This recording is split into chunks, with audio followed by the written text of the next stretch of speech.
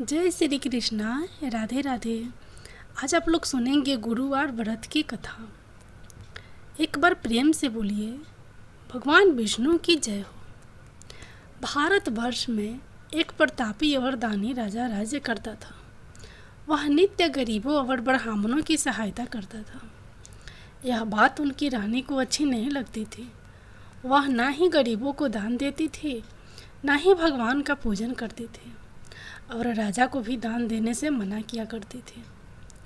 एक दिन राजा शिकार खेलने वन को गए हुए थे, तो रानी महल में अकेली थी। उसी समय बृहस्पति देव साधु वेश में राजा के महल में भिक्षा के लिए गए और भिक्षा मांगे। रानी ने भिक्षा देने से इनकार किया और कहा कि हे साधु महाराज, मैं तो दान पुण्य से तंग आ गई हूँ। मेरा पति सारा धन लुटाते रहते हैं। मेरी इच्छा है कि हमारा धन नष्ट हो जाए, फिर न रहेगा बांस न बाजेगी बांसुरी। साधु ने कहा, देवी तुम तो बड़ी विचित्र हो। धन संतान तो सभी चाहते हैं, पुत्र और लक्ष्मी तो पापी के घर भी होने चाहिए। यदि तुम्हारे पास अधिक धन है तो भूखों को भोजन दो, प्यासों के लिए प्याऊ बनवाओ, मुसाफिरों के लिए धर्मशालाएं खुलवाओ। जो निर्धन अपनी कुंवारी कन्याओं का विवाह नहीं कर सकते, उनका विवाह करा दो।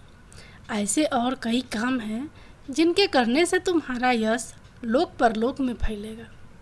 परंतु रानी पर उपदेश का कोई प्रभाव न पड़ा। वह बोली, महाराज आप मुझे कुछ न समझाएं। मैं ऐसा धन नहीं चाहती जो हर जगह बांटती फिरूं। साधु ने उत्तर दिया, यदि तुम्हारी ऐसी इच्छा है तो जैसा मैं तुम्हें बताऊंगा तुम 7 बृहस्पतिवार वैसा ही करना। तुम ऐसा करना कि बृहस्पतिवार को घर लिपकर पीली मिट्टी से अपना सिर धोकर स्नान करना। बृहस्पतिवार के दिन कपड़े धोना। राजा से बोलना कि वह हजामत बनवाए और भोजन में मांस मंदिरा खाना। ऐसा करने से आपका सारा धन नष्ट हो जाएगा। इतना कहकर वह साधु महाराज वहाँ से अलोप हो गए। साधु के अनुसार कई बातों को पूरा करते हुए रानी को केवल 3 बृहस्पतिवार ही बीते थे कि उसकी समस्त धन संपत्ति नष्ट हो गई। भोजन के लिए राजा का परिवार तरसने लगा। तब एक दिन राजा ने रानी से बोला कि हे रानी, तुम यहीं रहो, मैं दूसरे देश के जाता हूँ, क्योंकि यहाँ पर सभी लोग मुझे जानते हैं, इसलिए मैं कोई छोटा कार्य नहीं कर सकता। ऐसा कहकर राजा परदेश चला गया। वहाँ वह जंगल से लकड़ी काटकर लाता और शहर में बेचता। इस तरह वह अपना जीवन व्यतीत करने लगा। इधर राजा के परदेश जाते ही रानी और दासी दुखी रहने लगी। एक बार जब रानी और दासी को 7 दिन तक बिना भोजन के रहना पड़ा, तो रानी ने अपनी दासी से कहा कि हे दासी, पासी के नगर में मेरी बहन रहती है, वह बड़ी धनवान है, तो उसके पास जा और कुछ ले आ, ताकि थोड़ी बहुत गुजर बसर हो जाए। दासी रानी के बहन के पास गई। उस दिन गुरुवार था और रानी की बहन उस समय बृहस्पतिवार व्रत की कथा सुन रही थी। दासी ने रानी की बहन को अपनी रानी का संदेश दिया, लेकिन रानी की बहन कोई उत्तर नहीं दिया। जब दासी को रानी की बहन से कोई उत्तर नहीं मिला तो वह बहुत दुखी हुई और उसे क्रोध भी आया। दासी ने वापस आकर रानी को सारी बात बता दी। सुनकर रानी ने अपने भाग्य को कोसा। उधर रानी की बहन ने सोचा कि मेरी बहन की दासी आई थी, परंतु मैं उससे नहीं बोली, इससे वह बहुत दुखी हुई होगी। कथा सुनकर और पूजा समाप्त करके वह अपनी बहन के घर आई और कहने लगी हे बहन, मैं बृहस्पतिवार का व्रत कर रही थी। तुम्हारी दासी मेरे घर आई थी, परंतु जब तक कथा होती है तब तक ना तो उठते हैं और ना ही बोलते हैं, इसलिए मैं नहीं बोली। कहो दासी क्यों गई थी? रानी बोली, बहन तुमसे क्या छिपाऊं, हमारे घर में खाने तक को अनाज नहीं था। ऐसा कहते कहते रानी की आंखें भर आई। उसने दासी समेत पिछले 7 दिनों से भूखे रहने तक की बात अपनी बहन को विस्तार पूर्वक सुना दी। रानी की बहन बोली, देखो बहन, भगवान बृहस्पति देव सबकी मनोकामना को पूर्ण करते हैं। देखो, शायद तुम्हारे घर में अनाज रखा हो। पहले तो रानी को विश्वास नहीं हुआ, पर बहन के आग्रह करने पर उसने अपनी दासी को अंदर भेजा तो उसे सचमुच अनाज से भरा एक घड़ा मिल गया। यह देखकर दासी को बड़ी हैरानी हुई। दासी रानी से कहने लगी कि हे रानी, जब हमको भोजन नहीं मिलता तो हम व्रत ही तो करते हैं, इसलिए क्यों ना इनसे व्रत और कथा की विधि पूछ ली जाए ताकि हम भी व्रत कर सकें। तब रानी ने अपने बहन से बृहस्पतिवार व्रत के बारे में पूछा। उसकी बहन ने बताया, बृहस्पतिवार के व्रत में चने की दाल और मुनाका से विष्णु भगवान का केले की जड़ में पूजन करें तथा दीपक जलाएं, व्रत कथा सुने और पीला भोजन ही करें। इससे बृहस्पति देव प्रसन्न होते हैं। व्रत और पूजन विधि बताकर रानी की बहन अपने घर को लौट गई। 7 दिन के बाद जब गुरुवार आया तो रानी और दासी ने व्रत रखा। घुड़साल में जाकर चना और गुड़ ले आई, फिर उससे केले की जड़ तथा विष्णु भगवान का पूजन किया। अब पीला भोजन कहाँ से आए, इस बात को लेकर दोनों बहुत दुखी थे, चूँकि उन्होंने व्रत रखा था। इसलिए बृहस्पति देव उनसे प्रसन्न थे। इसलिए वे एक साधारण व्यक्ति का रूप धारण कर 2 थालों में सुंदर पीला भोजन दासी को दे गए। भोजन पाकर दासी प्रसन्न हुई और फिर रानी के साथ मिलकर भोजन ग्रहण किया। उसके बाद वे सभी गुरुवार को व्रत और पूजन करने लगी। बृहस्पति भगवान की कृपा से उनके पास फिर से धन संपत्ति आ गई, परंतु रानी फिर से पहले की तरह आलस्य करने लगी। तब दासी बोली, देखो रानी, तुम पहले भी इस प्रकार आलस्य करती थी। तुम्हें धन रखने में कष्ट होता था, इस कारण सभी धन नष्ट हो गया। और अब जब भगवान बृहस्पति की कृपा से धन मिला है तो तुम्हें फिर से आलस्य होता है। रानी को समझाते हुए दासी कहती है कि बड़ी मुसीबतों के बाद हमने यह धन पाया है, इसलिए हमें दान पुण्य करना चाहिए, भूखे मनुष्यों को भोजन कराना चाहिए और धन को शुभ कार्यों में खर्च करना चाहिए, जिससे तुम्हारे कुल का यश बढ़ेगा, स्वर्ग की प्राप्ति होगी और पितृ प्रसन्न होंगे। दासी की बात मानकर रानी अपना धन शुभ कार्यों में खर्च करने लगी, जिससे पूरे नगर में उसका यश फैलने लगा। एक दिन राजा दुखी होकर जंगल में एक पेड़ के नीचे आसन जमा कर बैठ गया। वह अपनी दशा को याद करके व्याकुल होने लगा। बृहस्पतिवार का दिन था। एकाएक उसने देखा कि निर्जन वन में एक साधु प्रकट हुए। वह साधु वेश में स्वयं बृहस्पति देवता थे। लकड़हारे के सामने आकर बोले, हे लकड़हारे, इस सुनसान जंगल में तू चिंतामग्न क्यों बैठा है? लकड़हारे ने दोनों हाथ जोड़कर प्रणाम किया और उत्तर दिया, महात्मा जी, आप सब कुछ जानते हैं, मैं क्या कहूँ? यह कहकर रोने लगा और साधु को अपनी आत्मकथा सुनाई। महात्मा जी ने कहा, तुम्हारी स्त्री ने बृहस्पतिवार के दिन बृहस्पति भगवान का निरादर किया है, जिसके कारण रुष्ट होकर उन्होंने तुम्हारी यह दशा कर दी। अब तुम चिंता को दूर करके मेरे कहने पर चलो तो तुम्हारे सब कष्ट दूर हो जाएंगे और भगवान पहले से भी अधिक संपत्ति देंगे। तुम बृहस्पतिवार के दिन कथा किया करो, 2 पैसे के चने मुनाका लाकर उसका प्रसाद बनाओ और शुद्ध जल से लोटे में शक्कर मिलाकर अमृत तैयार करो। कथा के पश्चात अपने सारे परिवार और सुनने वाले प्रेमियों में अमृत व प्रसाद बांटकर आप भी ग्रहण करो। ऐसा करने से भगवान तुम्हारी सब मनोकामनाएं पूरी करेंगे। साधु के ऐसे वचन सुनकर लकड़हारा बोला, हे प्रभु, मुझे लकड़ी बेचकर इतना पैसा नहीं मिलता जिससे भोजन के उपरांत कुछ बचा सकूं। मैंने रात्रि में अपनी स्त्री को व्याकुल देखा है। मेरे पास कुछ भी नहीं जिससे मैं उसकी खबर मंगा सकूं। साधु ने कहा, हे लकड़हारे, तुम किसी बात की चिंता मत करो। बृहस्पति के दिन तुम रोजाना की तरह लकड़ियां लेकर शहर को जाओ। तुमको रोज से दोगुना धन प्राप्त होगा, जिससे तुम भली भांति भोजन कर लोगे तथा बृहस्पति देव की पूजा का सामान भी आ जाएगा। इतना कहकर साधु अंतर्धान हो गए। धीरे धीरे समय व्यतीत होने पर फिर वहीं बृहस्पतिवार का दिन आया।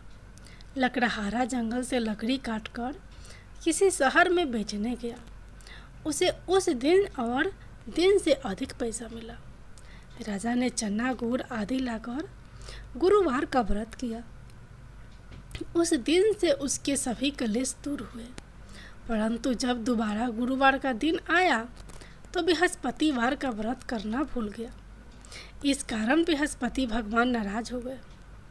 उस दिन उस नगर के राजा ने विशाल यज्ञ का आयोजन किया तथा शहर में यह घोषणा करा दी कि कोई भी मनुष्य अपने घर में भोजन ना बनावे, न आग जलावे। समस्त जनता मेरे यहाँ भोजन करने आवे। इस आज्ञा को जो ना मानेगा उसे फांसी की सजा दी जाएगी। इस तरह की घोषणा संपूर्ण नगर में करवा दी गई। राजा की आज्ञा अनुसार शहर के सभी लोग भोजन करने गए, लेकिन लकड़हारा कुछ देर से पहुंचा, इसलिए राजा उसको अपने साथ घर लिवा ले गए और ले जाकर भोजन करा रहे थे तो रानी की दृष्टि उस खूंटी पर पड़ी जिस पर उसका हार लटका हुआ था।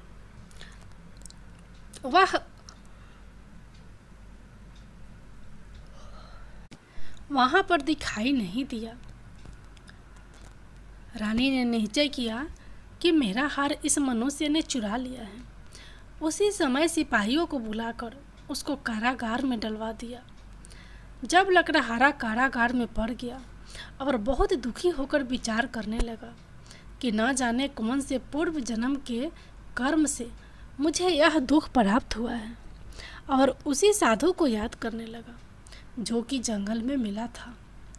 उसी समय तत्काल बृहस्पति देव साधु के रूप में प्रकट हुए और उसकी दशा को देखकर कहने लगे, अरे मूर्ख, तूने बृहस्पति देव की कथा नहीं करी, इस कारण तुझे दुख प्राप्त हुआ है। अब चिंता मत कर, बृहस्पतिवार के दिन कारागार के दरवाजे पर 4 पैसे पड़े मिलेंगे, उनसे तू बृहस्पति देव की पूजा करना, तेरे सभी कष्ट दूर हो जाएंगे। बृहस्पति के दिन उसे 4 पैसे मिले। लकड़हारे ने कथा कही।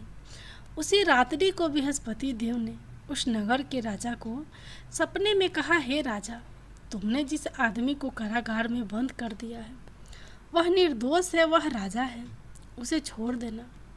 रानी का हार उसी खूंटी पर लटका है। अगर तू ऐसा नहीं करेगा तो मैं तेरे राज्य को नष्ट कर दूंगा। इस तरह रात्रि के सपने को देखकर राजा प्रातः काल उठा और खूंटी पर हार देखकर लकड़हारे को बुलाकर क्षमा मांगी तथा लकड़हारे को योग सुंदर वस्त्र आभूषण देकर विदा कर दिया। बृहस्पति देव की आज्ञा अनुसार लकड़हारा अपने नगर को चल दिया। राजा जब अपने नगर के निकट पहुंचा तो उसे बड़ा आश्चर्य हुआ। नगर में पहले से अधिक बाग, तालाब, कुएं तथा बहुत सी धर्मशाला, मंदिर बन गई। राजा ने पूछा कि यह किसका बाग और धर्मशाला है। तब नगर के लोग कहने लगे कि यह सब रानी और दासी के है। तो राजा को आश्चर्य हुआ और गुस्सा भी आया। जब रानी ने यह खबर सुनी कि राजा आ रहे हैं तो उन्होंने दासी से कहा कि हे दासी, देख, राजा हमको कितनी बुरी हालत में छोड़ गए थे। हमारी ऐसी हालत देखकर वह लौट न जाए, इसलिए तू दरवाजे पर खड़ी हो जा। रानी की आज्ञा अनुसार दासी दरवाजे पर खड़ी हो गई। राजा आए तो उन्हें अपने साथ लिवा लाई। तब राजा ने क्रोध करके अपनी रानी से पूछा कि यह धन तुम्हें कैसे प्राप्त हुआ है। तब उन्होंने कहा, हमें यह धन बृहस्पति देव के इस व्रत के प्रभाव से प्राप्त हुआ है। राजा ने निश्चय किया कि 7 रोज बाद तो सभी बृहस्पति देव का पूजन करते हैं, परंतु मैं प्रतिदिन दिन में 3 बार कहानी तथा रोज व्रत किया करूँगा। अब हर समय राजा के दुपट्टे में चने की दाल बंधी रहती तथा दिन में 3 बार कहानी कहता। एक रोज राजा ने विचार किया कि चलो अपनी बहन के यहाँ हो आवे। इस तरह निश्चय कर राजा घोड़े पर सवार हो अपनी बहन के यहाँ चलने लगा। मार्ग में उसने देखा कि कुछ आदमी एक मुर्दे के लिए जा रहे हैं। उन्हें रोक कर राजा कहने लगा, अरे भाइयों, मेरी बृहस्पति देव की कथा सुन लो। वे बोले, लो, हमारा तो आदमी मर गया है, इसको अपनी कथा की पड़ी है।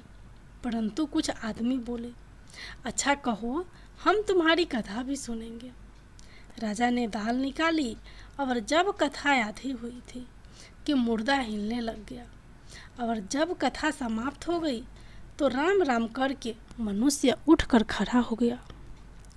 आगे मार्ग में उसे एक किसान खेत में हल चलाता मिला। राजा ने उसे देख और उससे बोले, अरे भैया, तुम मेरी बृहस्पतिवार की कथा सुन लो। किसान बोला, जब तक मैं तेरी कथा सुनूंगा तब तक 4 हरैया जोत लूँगा। जा अपनी कथा किसी और को सुनाना। इस तरह राजा आगे चलने लगा। राजा के हटते ही बैल पछाड़ खाकर गिर गए तथा किसान के पेट में बड़ी जोर से दर्द होने लगा। उस समय उसकी माँ रोटी लेकर आई। उसने जब यह देखा तो अपने पुत्र से सब हाल पूछा और बेटे ने सभी हाल कह दिया। तो बुढ़िया दौड़ी दौड़ी उस घुड़सवार के पास गई और उससे बोली कि मैं तेरी कथा सुनूंगी, तू अपनी कथा मेरे खेत पर चलकर ही कहना। राजा ने बुढ़िया के खेत पर जाकर कथा कही, जिसके सुनते ही वह बैल उठकर खड़े हुए तथा किसान के पेट का दर्द भी बंद हो गया। राजा अपनी बहन के घर पहुंचा।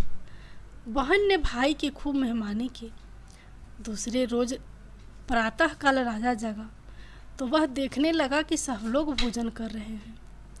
राजा ने अपनी बहन से कहा, ऐसा कोई मनुष्य है जिसने भोजन नहीं किया हो तो मेरी बृहस्पतिवार की कथा सुन ले। बहन बोली, हे भैया, यह देश ऐसा ही है कि पहले यहाँ लोग भोजन करते हैं, बाद में अन्य काम करते हैं। अगर कोई पड़ोस में हो तो देखकर आती हूँ। वह ऐसा कहकर देखने चली गई, परंतु उसे कोई ऐसा व्यक्ति नहीं मिला जिसने भोजन ना किया हो। अतः वह एक कुम्हार के घर गई जिसका लड़का बीमार था। उसे मालूम हुआ कि उनके यहाँ 3 रोज से किसी ने भोजन नहीं किया है। रानी ने अपने भाई की कथा सुनने के लिए कुम्हार से कहा। वह तैयार हो गया। राजा ने जाकर बृहस्पतिवार की कथा कही, जिसको सुनकर उसका लड़का ठीक हो गया। अब तो राजा की प्रशंसा होने लगी। एक रोज राजा ने अपनी बहन से कहा कि हे बहन, हम अपने घर को जाएंगे, तुम भी तैयार हो जाओ। राजा की बहन ने अपनी सास से कहा। सास ने कहा, चली जा, परंतु अपने लड़कों को मत ले जाना, क्योंकि तेरे भाई के कोई औलाद नहीं है। बहन ने अपने भैया से कहा, हे भैया, मैं तो चलूँगी पर कोई बालक नहीं जाएगा। राजा बोला, जब कोई बालक नहीं चलेगा तब तुम ही क्या करोगी जाकर। बड़े दुखी मन से राजा अपने नगर को लौट आया। राजा ने अपनी रानी से कहा, हम निसंतान हैं, हमारा मुंह देखने का धर्म नहीं है और कुछ भोजन नहीं किया। रानी बोली, हे प्रभु, बृहस्पति देव ने हमें सब कुछ दिया है, वह हमें औलाद अवश्य देंगे। उसी रात को बृहस्पति देव ने राजा के सपने में आकर कहा, हे राजा, उठ, सभी सोच त्याग दे, तेरी रानी गर्भ से है। राजा की यह बात सुनकर बड़ी खुशी हुई। 9वें महीने में उसके गर्भ से एक सुंदर पुत्र पैदा हुआ। तब राजा बोला, हे रानी, स्त्री बिना भोजन के रह सकती है, पर बिना कहे नहीं रह सकती। जब मेरी बहन आवे तुम उससे कुछ कहना मत। रानी ने सुनकर हाँ कर दिया। जब राजा की बहन ने यह शुभ समाचार सुना तो वह बहुत खुश हुई तथा बधाई लेकर अपने भाई के यहाँ आई। तभी रानी ने कहा, घोड़ा चढ़कर तो नहीं आई, गधा चढ़ी आई। राजा की बहन बोली, भाभी मैं इस प्रकार ना कहती तो तुम्हें औलाद कैसे मिलती। बृहस्पति देव ऐसे ही हैं, जैसे जिसके मन में कामनाएं हैं सभी को पूर्ण करते हैं। जो सद्भावना पूर्वक बृहस्पतिवार का व्रत करता है एवं कथा पढ़ता है अथवा सुनता है, दूसरों को सुनाता है, बृहस्पति देव उसकी सभी मनोकामना पूर्ण करते हैं। भगवान बृहस्पति देव उसकी सदैव रक्षा करते हैं। संसार में जो मनुष्य सद्भावना से भगवान जी का पूजन व्रत सच्चे हृदय से करते हैं तो उनकी सभी मनोकामनाएं पूर्ण करते हैं। जैसी सच्ची भावना से रानी और राजा ने उनकी कथा का गुणगान किया था, उनकी सभी इच्छाएं बृहस्पति देव जी ने पूर्ण की थी। इसलिए पूर्ण कथा सुनने के बाद प्रसाद लेकर जाना चाहिए। हृदय से उनका मनन करते हुए जयकारा बोलना चाहिए। बोलो बृहस्पति देव की जय हो, भगवान विष्णु की जय हो। अब सुनिए गुरुवार व्रत की अगली कथा। प्राचीन काल में एक ब्राह्मण रहता था। वह बहुत निर्धन था। उसके कोई संतान नहीं थी। उसकी स्त्री बहुत मलिनता के साथ रहती थी। वह स्नान ना करती, ना किसी देवता का पूजन करती। इससे ब्राह्मण देवता बड़े दुखी थे। बेचारे बहुत कुछ करते थे किंतु उसका कुछ परिणाम ना निकलता। भगवान की कृपा से ब्राह्मण की स्त्री के कन्या रूपी रत्न पैदा हुआ। कन्या बड़ी होने पर प्रातः स्नान करके विष्णु भगवान का जप व बृहस्पतिवार का व्रत करने लगी। अपने पूजन पाठ को समाप्त करके विद्यालय जाती तो अपनी मुट्ठी में जौ भर के ले जाती और पाठशाला के मार्ग में डालती जाती। तब ये जौ सोने के हो जाते। लौटते समय उनको बीन कर घर ले आती थी। एक दिन वह बालिका सूप में उस सोने के जौ को फटक कर साफ कर रही थी कि तभी उसके पिता ने देख लिया और कहा, हे बेटी, सोने के जौ को फटकने के लिए सोने का सूप होना चाहिए। दूसरे दिन बृहस्पतिवार था। इस कन्या ने व्रत रखा और बृहस्पति देव से प्रार्थना करके कहा, मैंने आपकी पूजा सच्चे मन से की है तो मेरे लिए सोने का सूप दे दो। बृहस्पति देव ने उसकी प्रार्थना स्वीकार कर ली। रोजाना की तरह वह कन्या जौ फैलाती हुई जाने लगी। जब लौट कर जौ बीन रही थी तो बृहस्पति देव की कृपा से सोने का सूप मिला। उसे वह घर ले आई और उसमें जौ साफ करने लगी, परंतु उसकी माँ का वही ढंग रहा। एक दिन की बात है कि वह कन्या सोने के सूप में जौ साफ कर रही थी। उस समय उस शहर का राजपुत्र वहाँ से होकर निकला। इस कन्या के रूप और कार्य को देखकर मोहित हो गया तथा अपने घर आकर भोजन तथा जल त्याग कर उदास होकर लेट गया। राजा को इस बात का पता लगा तो अपने प्रधानमंत्री के साथ उसके पास गए और बोले, हे बेटा, तुम्हें किस बात का कष्ट है? किसी ने अपमान किया है अथवा यह और कारण हो सकता, कहो, मैं वही कार्य करूँगा जिससे तुम्हें प्रसन्नता हो। अपने पिता की राजकुमार ने बात सुनी तो वह बोला, मुझे आपकी कृपा से किसी बात का दुख नहीं है। किसी ने मेरा अपमान भी नहीं किया है, परंतु मैं उस लड़की से विवाह करना चाहता हूँ जो सोने के सूप में जौ साफ कर रही थी। यह सुनकर राजा सोच में पड़ गया और बोला, हे बेटा, इस तरह की कन्या का पता तुम ही लगाओ, मैं उसके साथ तेरा विवाह अवश्य ही करवा दूंगा। राजकुमार ने उस लड़के के घर का पता बतलाया। तब मंत्री उस लड़की के घर गए और ब्राह्मण देवता को सभी हाल बतलाया। ब्राह्मण देवता राजकुमार के साथ अपनी कन्या का विवाह करने के लिए तैयार हो गए तथा विधि विधान के अनुसार ब्राह्मण की कन्या का विवाह राजकुमार के साथ हो गया। कन्या के घर से जाते ही पहले की भांति उस ब्राह्मण देवता के घर में गरीबी का निवास हो गया। अब भोजन के लिए भी अन्न बड़ी मुश्किल से मिलता था। एक दिन दुखी होकर ब्राह्मण देवता अपनी पुत्री के पास गए। बेटी ने पिता की दुखी अवस्था को देखा और अपनी माँ का हाल पूछा। तब ब्राह्मण ने सभी हाल कहा। कन्या ने बहुत सा धन देकर अपने पिता को विदा कर दिया। इस तरह ब्राह्मण का कुछ समय सुखपूर्वक व्यतीत हुआ। कुछ दिन बाद फिर वही हाल हो गया। ब्राह्मण फिर अपनी कन्या के यहाँ गया और सारा हाल कहा। तो लड़की बोली, हे पिताजी, आप माताजी को यहाँ लिया लाओ, मैं उसे विधि बता दूंगी जिससे गरीबी दूर हो जाए। वह ब्राह्मण देवता अपनी स्त्री को साथ लेकर पहुँचे तो अपनी माँ को समझाने लगी, हे माँ, तुम प्रातःकाल प्रथम स्नान आदि करके विष्णु भगवान का पूजन करो तो सब दरिद्रता दूर हो जाएगी। परंतु उसकी माँ ने एक भी बात नहीं मानी और प्रातःकाल उठकर अपनी पुत्री के बच्ची जूठन को खा लिया करती थी। इससे उसकी पुत्री को भी बहुत गुस्सा आया और एक रात को कोठरी से सभी सामान निकाल दिया और अपनी माँ को उसमें बंद कर दिया। प्रातःकाल उसे निकाला तथा स्नान आदि करा के पूजा पाठ करवाया तो उसकी माँ की बुद्धि ठीक हो गई और फिर प्रत्येक बृहस्पतिवार को व्रत रखने लगी। इस व्रत के प्रभाव से उसके माँ बाप बहुत ही धनवान और पुत्रवान हो गए और बृहस्पति जी के प्रभाव से इस लोक के सुख भोग कर स्वर्ग को प्राप्त हुए। सह बोलो विष्णु भगवान की जय, बोलो बृहस्पति देव भगवान की जय।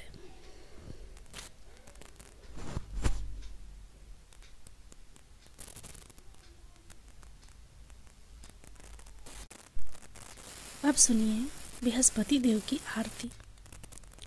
जय बृहस्पति देवा, ओम जय बृहस्पति देवा, छिन छिन भोग लगाऊं, छिन छिन भोग लगाऊं, कदली फल मेवा, ओम जय बृहस्पति देवा, जय बृहस्पति देवा। तुम पूर्ण परमात्मा, तुम अंतर्यामी, जगत पिता जगदीश्वर, जगत पिता जगदीश्वर, तुम सबके स्वामी, ओम जय बृहस्पति देवा, जय बृहस्पति देवा। चरणामित्र निर्ज निर्मल सब पातक हरता, सकल मनोरथ दायक, सकल मनोरथ दायक, कृपा करो भरता, ओम जय बृहस्पति देवा, जय बृहस्पति देवा। तन मन धन अर्पण कर जो जन शरण परे, प्रभु प्रकट तब हो कर आकर द्वार खरे, ओम जय बृहस्पति देवा, जय बृहस्पति देवा। दीन दयाल दयानिधि भक्तन हितकारी, पाप दोष सब हरता भव बंधन हारी, ओम जय बृहस्पति देवा, जय बृहस्पति देवा। सकल मनोरथ दायक सब संशय हारो, विषय विकार मिटाओ संतन सुख हारी, ओम जय बृहस्पति देवा, जय बृहस्पति देवा। जो कोई आरती तेरी प्रेम सहित गावे, जेठानंद आनंद करे सो निश्चय पावे, ओम जय बृहस्पति देवा, जय बृहस्पति देवा। सब बोलो विष्णु भगवान की जय, बोलो बृहस्पति।